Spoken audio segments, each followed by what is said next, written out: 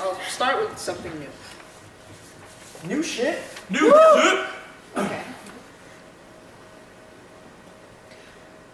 I dream of being a swan queen, of lifting and lowering wings to heights beyond the point of my toes, because uplift is a strain my 2 feet are not ready to bear. I try to be on point with my words, but often their protection is the noose that brings my ankles off the floor. Is this maturation? Is growing up accepting that to take recognition is to sweep the stage from beneath the feet of your spotless alter ego? There is a woman that wants a life only the ruthless desire of darkness can offer her, but trophies are given to her fair frame as if frames can only handle black skins when they are beneath white masks. I want to ask Oscar how important earnestness is. If he chose to explain it on the stage because costume covers conviction the way moonlight bathes a white swan.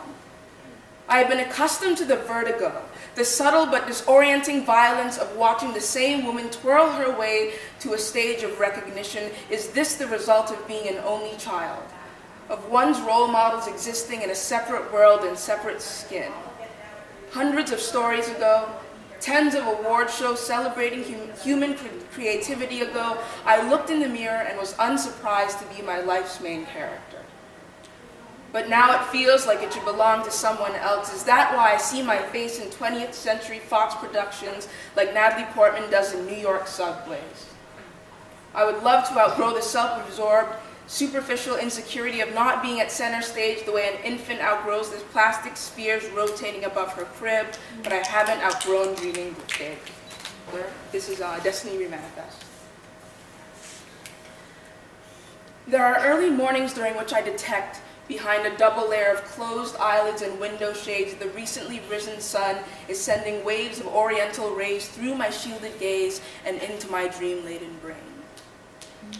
And I don't know if it's because my eyes are closed to the fruits of the first world west surrounding my college bed that I think to jewels, spices, and concubines that Columbus thought he would find far east by traveling west. I realign time and forget to remind my mind that I am receiving light that Great Britain, rather than India, has passed on to her Occidental sister America.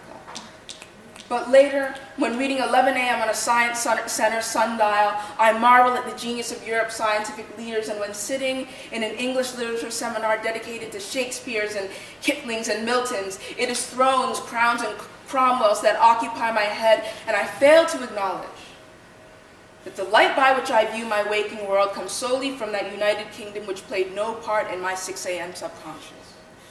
And because I failed to realize that the sun simply passes over the west after rising in the east, and that Ethiopia cradled our mother Eve, I think to Romans and Greeks and Occidental antiquity, because the way I reason and dream is founded on Western esteem.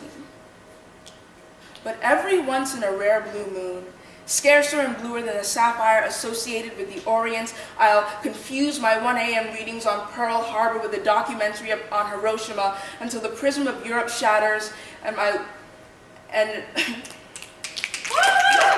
the prism of Europe shatters and the sun's light is no longer broken into a rainbow of stratified Caucasian ideologies. And suddenly, black-haired, maple-skinned, bindi-bearing beauties sport coronets and take the place of powder-cheeked Elizabeths, and Genji lays Jocasta while Oedipus sleeps with the Asian emperor's stepmother, because Greeks and Japanese claim to have started literature before the other, and narrow-eyed samurai fight in the trenches as the allies because the power of the Axis has me stupefied. But if Zeus Ammon's light shines on Aryans and Abyssinians alike, can it be stretched so that the photons flood the photoreceptors of Filipinos and French? And if such a union is bred, can we see on the throne of England the daughters of colonial men subject, because the last I checked, your empire was built on their backs and necks? Please consider it, dear West, because the sun rises and sets in the east, and you can't reject the trajectory of celestial entity which existed far before your famed history. So remanifest your destiny.